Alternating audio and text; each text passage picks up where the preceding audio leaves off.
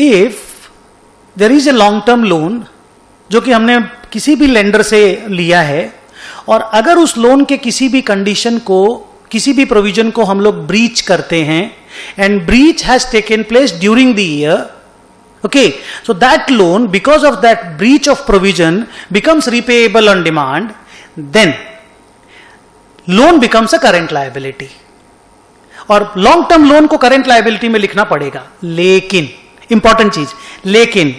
अगर that breach, that mistake, whatever wrong we have done,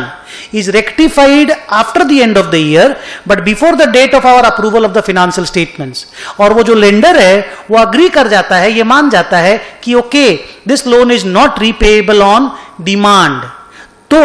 हम लोगों को उस पर्टिकुलर लोन को लॉन्ग टर्म लोन में क्लासिफाई करना अलाउड है, और वो loan continue to be long term loan ही रहेगा। ये एक कार्व आउट है। आईएफआरएस में ये चीज अलाउड नहीं है। आईएफआरएस में इस लोन को करंट लायबिलिटी में ही डाला जाएगा, लेकिन इंड एस 1 में ये कार्व आउट डिजाइन किया गया, और इस तरह के लोन को हम लोग लॉन्ग टर्म लोन में डालेंगे, provided the breach is rectified before the date of signing of the balance sheet and the lender agrees not to